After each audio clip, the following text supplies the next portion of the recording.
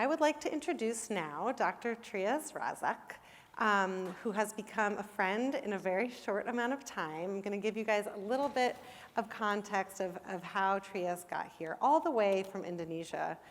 Trias is a research faculty at IPB University in Indonesia. She got her PhD from University of Queensland and her Master's of Science at University of Leiden in the Netherlands. She has written extensively on the benthic ecology of eastern Indonesia, about scaling up restoration, the global trade in ornamental species, and has just done a ton of research on coral reefs and restoration in Indonesia, which I'm sure I don't need to remind anybody here is the most biodiverse coral reef spot in the world and is also under a lot of threat. So you're going to be hearing more about that today. Trias is also the first in our incredible lineup of incredible scientists who all happen to be moms. So with that, I would like to bring Trias up to give our first keynote speech.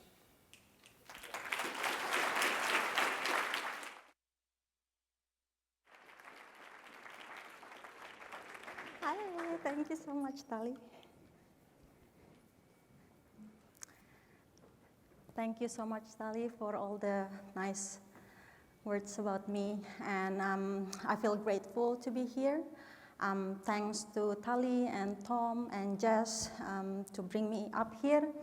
My name is Trias Razak, and I am from Indonesia. This work is mainly the work that I will do as a Pew Fellow in Marine Conservation. So we all know, like, all different threats to coral reef, but 95% of reefs in Indonesia are threats. The biggest threats are overfishing and destructive fishing. So I'll focus on dynamite fishing, which is happening in a lot of places in Indonesia. So it's mainly targeted at small islands. So very often, research groups, they will go like, oh, we go to this island. Nobody lives there. It's very far away from population. And when we went there, it's all gone. And it started after the World War II. They recycled the bombs that being left by the Japan troops. I remember in the 90s, I went to Papua, and I still saw fishermen walking knee-deep to the ocean and collect these unused bombs. And it's very destructive. It's destroyed everything immediately, and it creates these unstable rubbles. And then it's very difficult for coral larvae to settle. So this is me in 2010 in Bunaken National Park in North Sulawesi, and things hasn't changed till now. So reef restoration in Indonesia, it's being seen as a way as an active restoration, where natural recruitments or recovery are very slow or non-existent. And the thing is, with artificial reef in Indonesia, it's very often the aim of most projects is to increase fish catchment. So it's not necessarily to build the damaged structure. And it's sometimes it's used material not favored by hard coral larvae to settle. And this is just only a few of images I took online. As you can see, like, people getting very creative. So in Indonesia, reef restoration, there are tons of laws and regulation, but no one follows it. I will have slides on that. So everyone basically being creative, you know. So the idea was just like, okay, just put something on the bottom of the sea, and the coral will grow. And then, as you can see, like, you know, like with a structure like this, it's probably won't last very long. And this is happening. And luckily, like, our data showed it stopped in the year 2000. So it's very popular in the 90s. And I will show some pictures that might upset everyone in this room.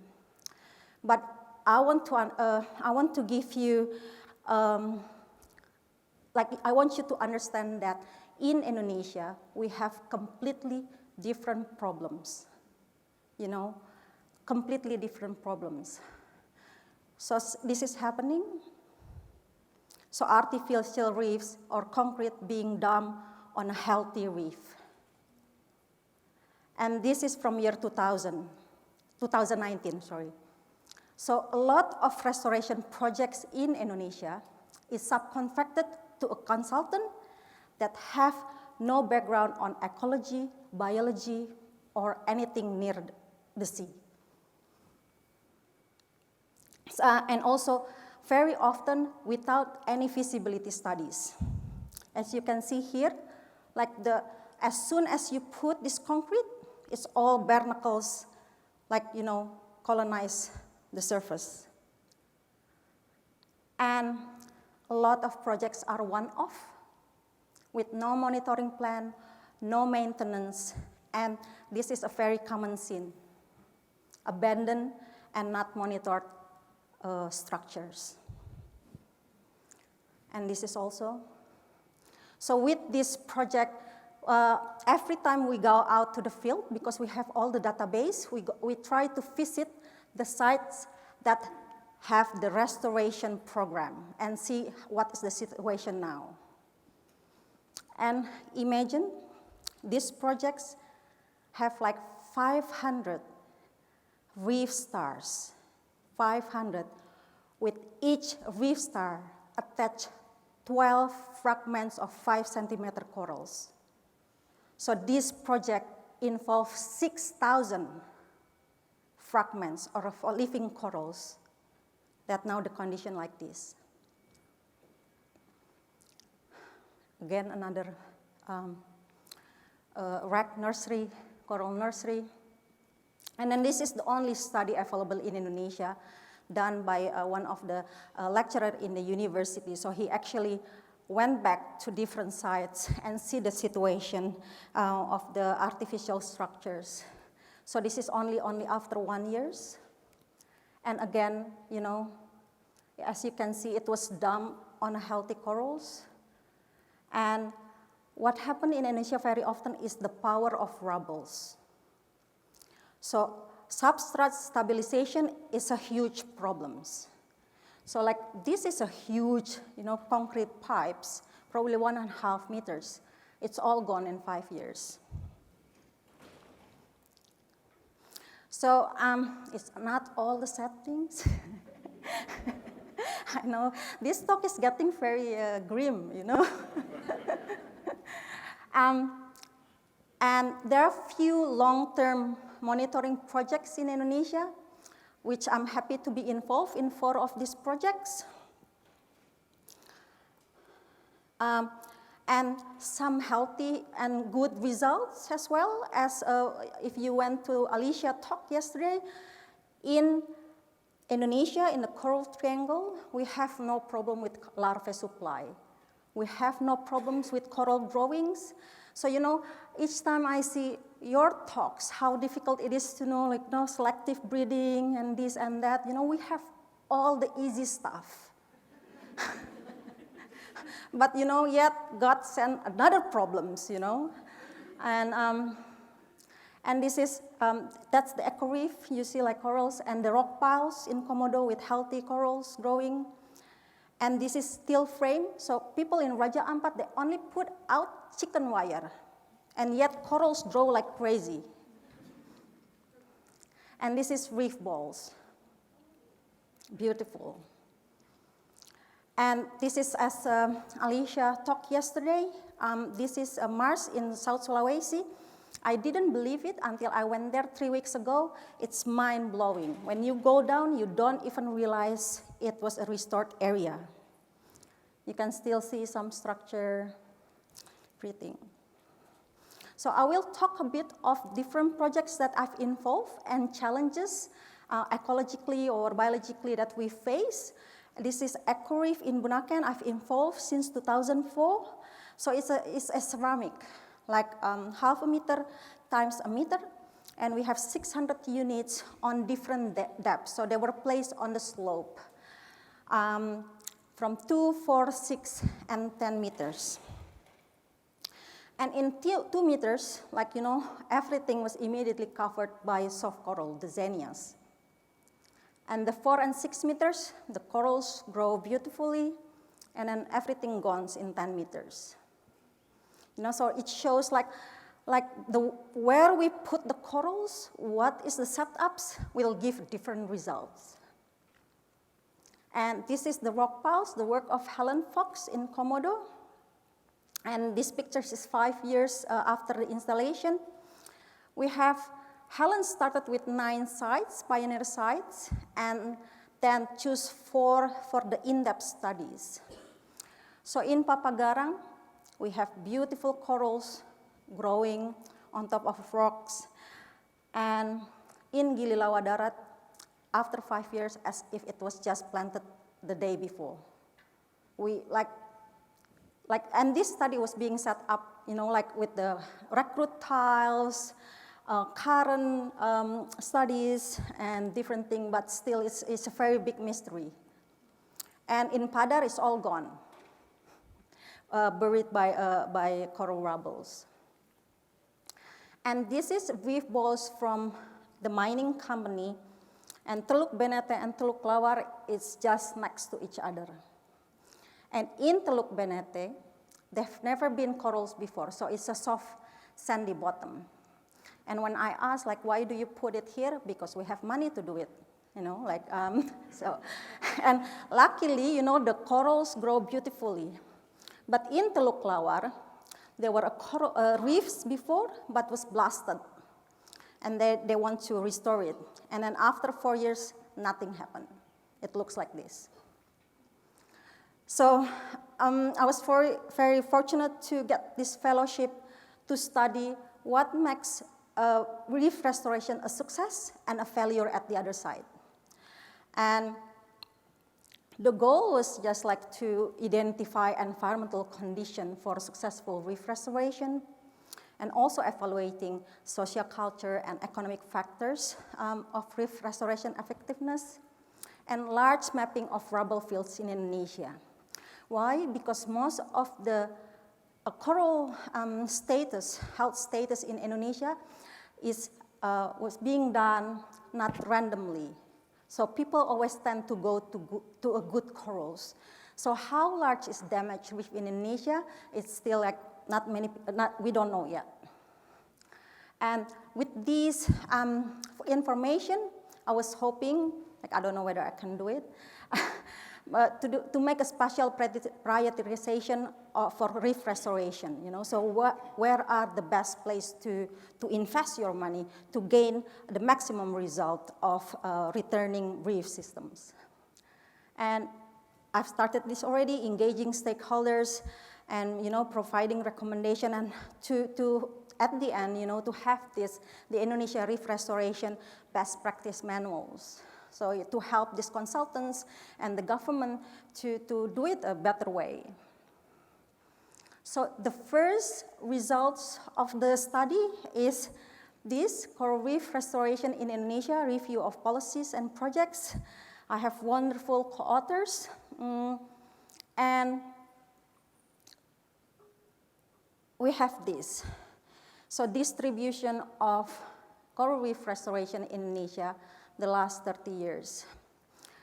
And there's no report. There's no available report on restoration projects in Indonesia. Where we get this data is from online news, mainly. Why? Because everyone doing reef restoration, the first thing they do, we are doing good things, and we have to invite journalists. So very often we have 5 news, all the same words, So they just copy paste it from the press release, which is good. Then the data is valid. And as you can, I don't know whether you're familiar with Indonesia, but most restoration is accumulated in big cities, around big cities. It's not because those areas are the most damaged one, the one needed the most restoration, no. because it's the easiest to do it. You know, the government is ready, the infrastructure is there, you know, let's do where people is ready. I don't really mind if the corals there need it or not. And there are 533 projects recorded,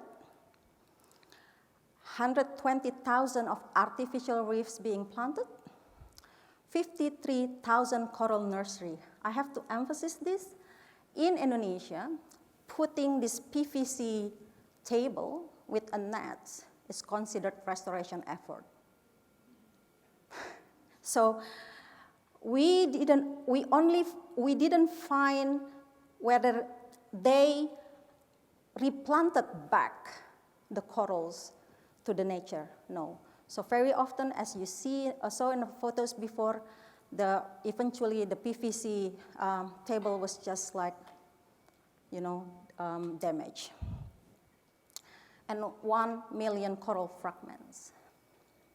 Imagine, 5 centimeters of coral fragments is 5 million centimeters of coral fragments that we don't know what is the condition now. And only 16% is being monitored, and only 7% being monitored more than once. So if we talk about what about this 84%? Are we going to see this? Most likely, yes. So this is just some statistic, like 40% is from the online news, from websites, journals, reports, and most of these journals are written in local language. And this is also where my interests come. I published 2 papers using local data, and twice the reviewer always doubt the data. I think that's the problem with, you know, trying to get data locally, but I think we're going to change that. And 38% is the government projects. So they are the main stakeholders that we as a community has to, you know, to ask them to work together. And concretes are the most popular methods, and steel. So after the success of Reef, Mars Reef Stars, the bootleg is everywhere. And law and regulation.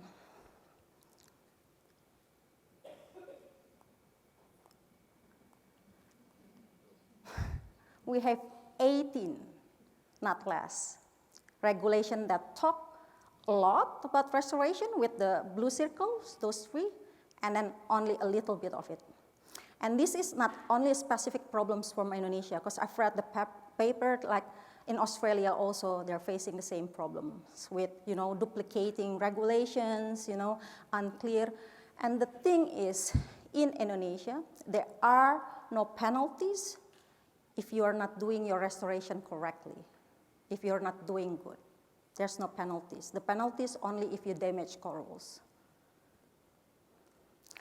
So, future direction for reef restoration effectiveness in Indonesia. So when I started the Pew last year, we started the School of Coral Reef Restoration in Indonesia. It's a webinar series with reef practitioners around Indonesia. So we want to build this network of practitioners.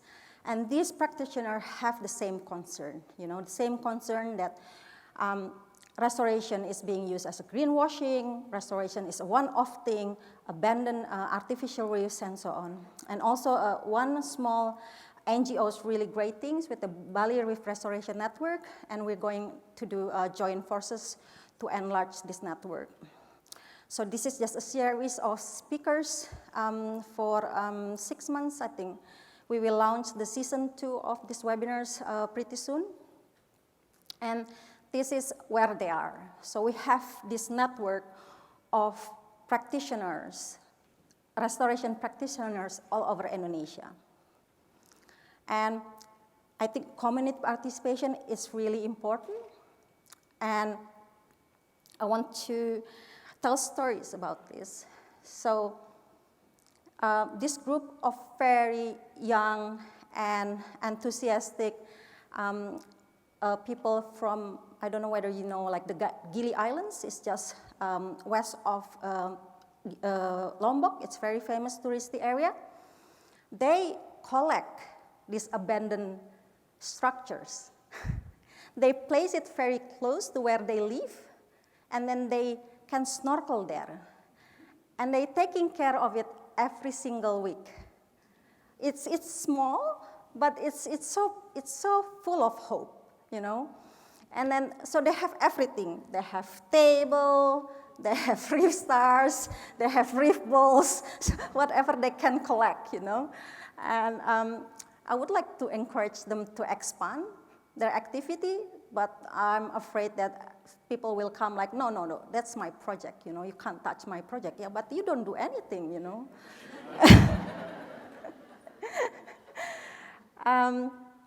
And feasibility studies and application of science. Also, like, so what I found, like these groups, so like in Indonesia, the Ministry of Fisheries and Marine Affairs, they have these nodes of community groups. So in my opinion, it's important before starting a restoration projects to actually locate where these groups are located. And then, you know, like find damaged reefs area close, if you are aiming to certain area, and work with this community. And restoration guidelines, they're everywhere. Probably all the authors are in this room, you know, so I'm not trying to redefining the wheel when I said that I would like to do the Indonesian guide on reef restoration, but, you know, like to adapt this.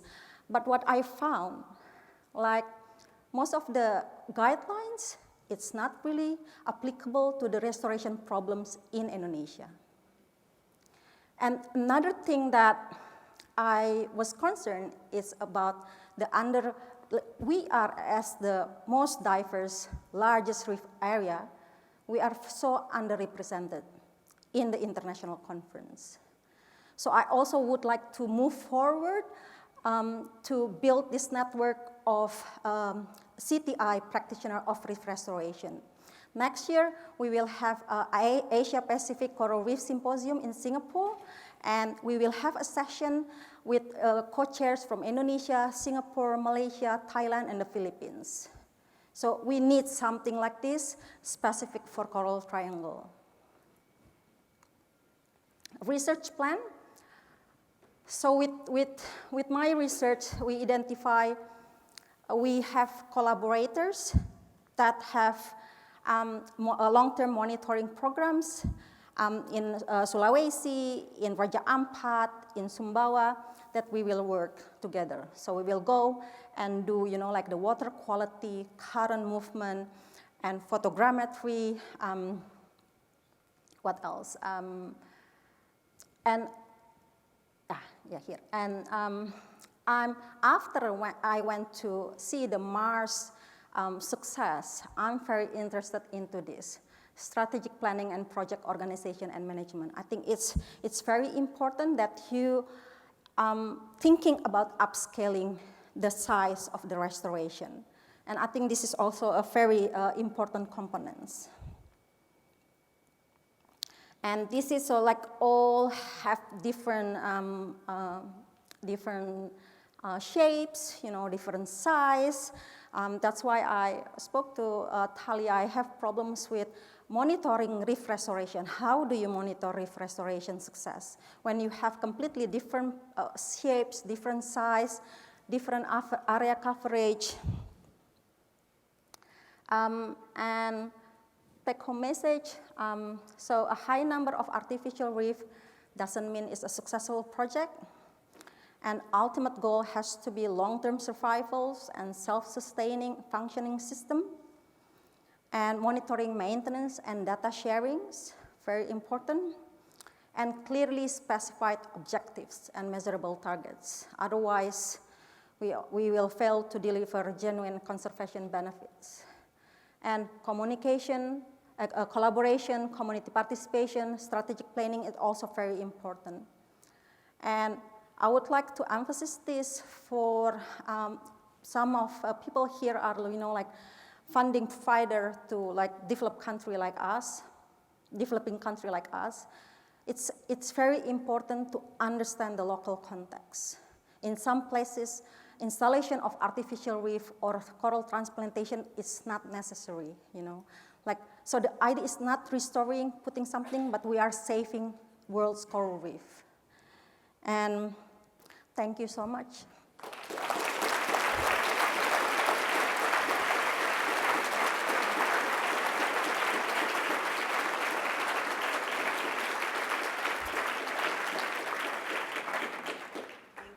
Wait, is this mic on? Yeah, thank you, Dr. Razak, that was incredible. Okay, we have some questions from Facebook that I'm gonna read out to you. Yep. So we have one from, oh wait, I just got one. I just lost everything. Okay, I don't know what happened to the questions here.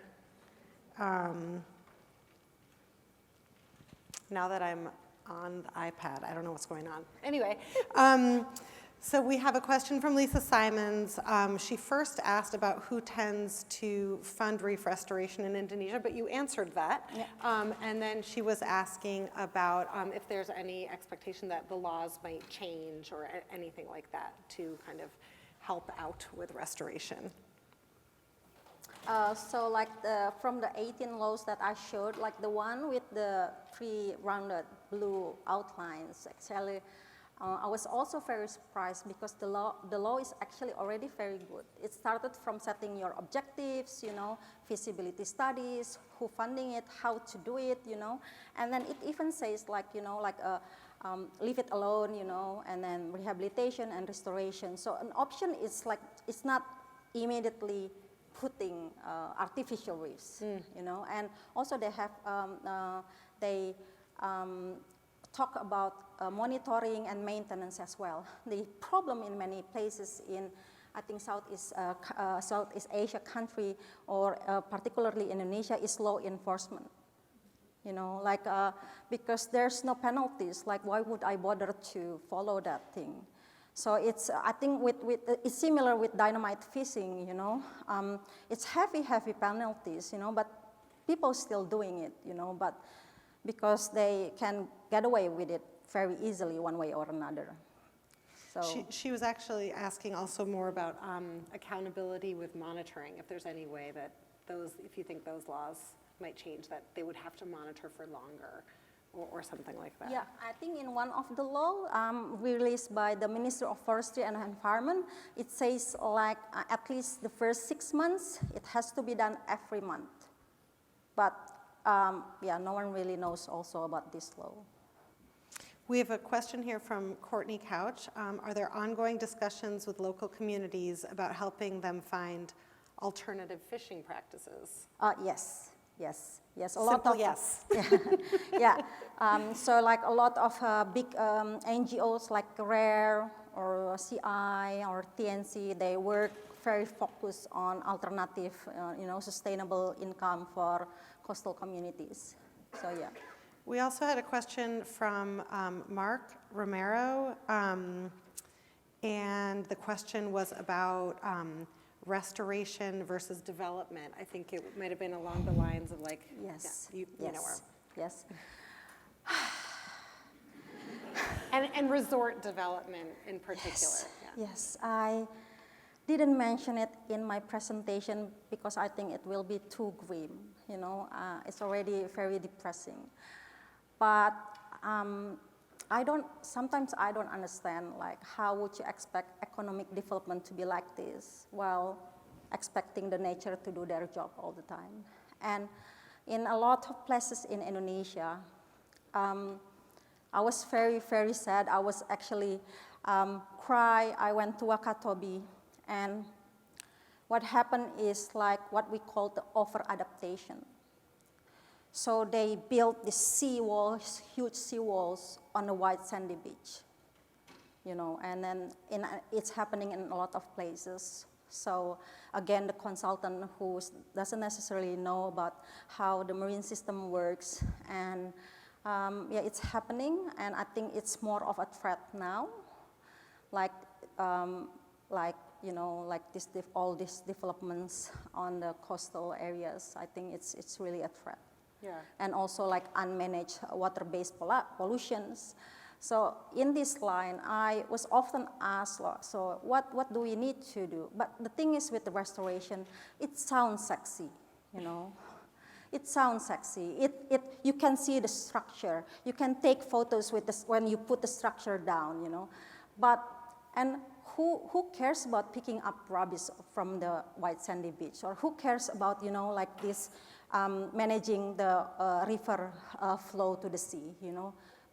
They don't care about the things that is necessary to be done, you know. So the same like with this development, it's always like, oh, we're creating jobs and this and that, you know. And I said like, yeah, well, you replace the white sandy beach with these sea walls. It's because five houses being flooded, you know. But I think as soon as one single house being flooded, okay, we have to build this seawall, you know, more projects. That is often the case. So it's quite worrying, and I think it's also our responsibility as a community to actually speak up and then, you know, say that this is a problem. That's a great answer. So I think we have some time for questions from the audience here.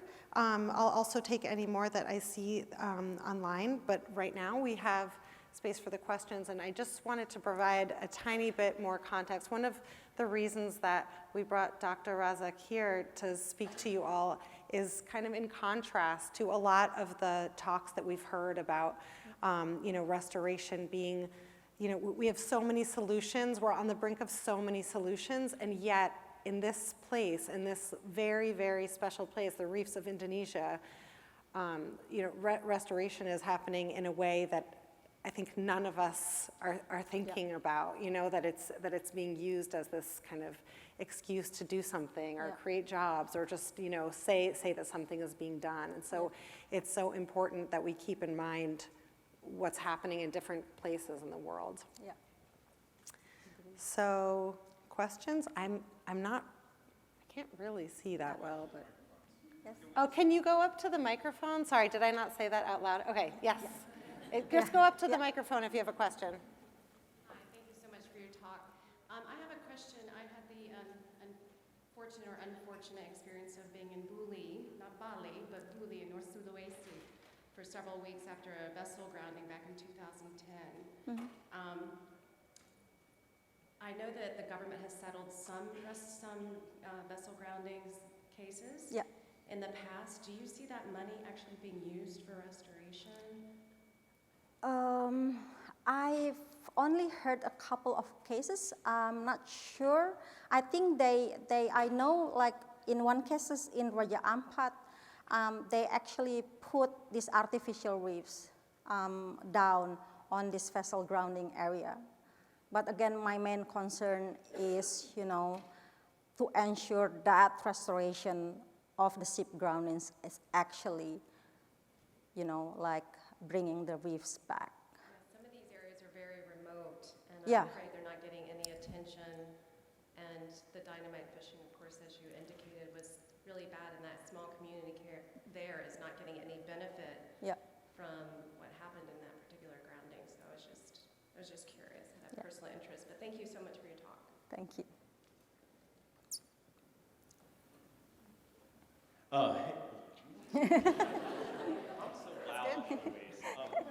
Rob alluded to it on a slide, and I was just wondering if Rob or Andrew could also briefly discuss, there's economic targets in the DARPA's Refence program, which I think is very important for how that technology gets transferred to the larger community. Andrew is Rob and Andrew are not mic'd currently. Can you repeat that question? I don't know that I actually got. The DARPA's Refence program has some economic targets besides having like a certain amount of wave energy attenuation, certain amount of growth. They want their technologies to hit certain economic targets, be available at certain rates, and I think that might be interesting for the larger community actually was not aware of that. But these questions are supposed to be for Dr. Razak, actually, so that's okay. Sorry, we were going to do panels. We had to cut the panels because of time, but feel free to find them afterwards. Hi, question. So you were talking about a conference which will happen next year Yeah. between like the Asian Pacific countries, which is amazing. But if you had to have one thing from the wider international audience, what would that be? I would love to, I don't know, like this is only just from seeing, like for instance, the MPAA expansions in Indonesia have a lot of support from the US through US aid. And I was hoping to give this kind of presentation to actually give some idea, shares the things that actually happening. So like as I said, the funding provider would be more aware, you know. It's, I was like the same like what Fanor said yesterday, you know, the governments really like big things like 1 million corals. But do we really need it? Do we want to use the money to have this structure planted, or we want to save the reefs? That was the question. That's what I would like to share with you all. Yeah, No worries. really smart.